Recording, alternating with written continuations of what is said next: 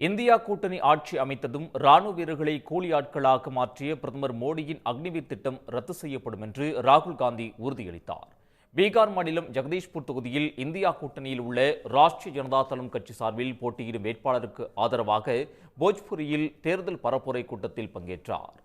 அப்போது பேசிய ராகுல் காந்தி, பிரதமர் மோடியின் அக்னிவீர் திட்டம் ராணுவ வீரர்களை கூலியாட்களாக மாற்றுவதாக விமர்சித்தார். கூட்டத்திலிருந்து இளைஞர் ஒருவர் ஆதரவு குரல் எழுப்பவே அவரை மேடைக்கு அழைத்த ராகுல் அவரை கட்டியணைத்தார். ராணுவத்திற்கு அவமரியாதை ஏற்படுத்தும் இந்த திட்டத்தை இந்தியா கூட்டணி ஆட்சி அமைத்ததும் ரத்து செய்யப்படும் என்று ராகுல் உறுதியளித்தார். विकास कुमार, आपको कैसा लगा ये अग्निवीर योजना? आपको ये स्कीम थोड़ा सा भी अच्छा नहीं लगा सर? इनको ये स्कीम थोड़ा सा भी अच्छा नहीं लगा। पता है क्यों? जैसे इंडिया गठबंधन की सरकार आएगी, हम अग्निवीर योजना को फाड़ के कूड़ेदान में फेंक देंगे।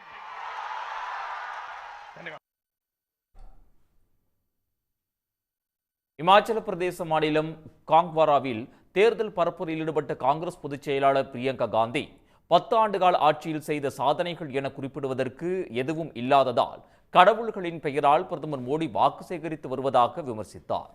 ஜனநாயக முறைப்படி மக்களால் தேர்ந்தெடுக்கப்பட்ட மாநில அரசுகளை பணத்தை வைத்து கவிழ்க்க பாஜக திட்டமிடுவதாக தெரிவித்த பிரியங்கா காந்தி, சட்டமன்ற உறுப்பினர்களை விலைக்கு வாங்க 100 கோடி ரூபாய் வரை பேரம் பேசுவதாக குற்றம் சாட்டினார்.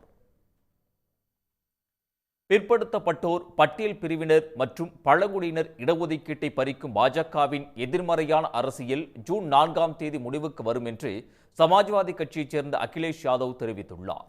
என்டிஏ கூட்டணி என்பதில் உள்ள எண் என்பது நெகட்டிவ் என்பதையே குறிப்பதாக விமர்சித்த அவர், சமூக நீதி, இடஒதுக்கீடு, சாதிவாரி கணக்கெடுப்பு, விவசாயிகளின் மகிழ்ச்சி ஆகியவற்றிற்கு எதிரானவர்கள் பாஜகவினர் என்று சாடினார். நாட்டை பின்னோக்கி இழுத்துச் செல்வது மட்டுமல்லாமல் வறுமையில் தள்ளுவதே பாஜகவின் நோக்கமாக உள்ளதாக குற்றம் சாட்டிய அகிலேஷ், ஜூன் 4ஆம் தேதி இந்தியா கூட்டணி வென்று எதிர்மறையான அரசியலை செய்து வரும் பாஜகவின் ஆட்சிக்கு முற்றுப்புள்ளி வைக்கும் என்று நம்பிக்கை தெரிவித்தார். உடனுக்குடன் செய்திகளை தெரிந்து கொள்ள சன் நியூஸ் பெல் ஐகானை கிளிக் பண்ணுங்க.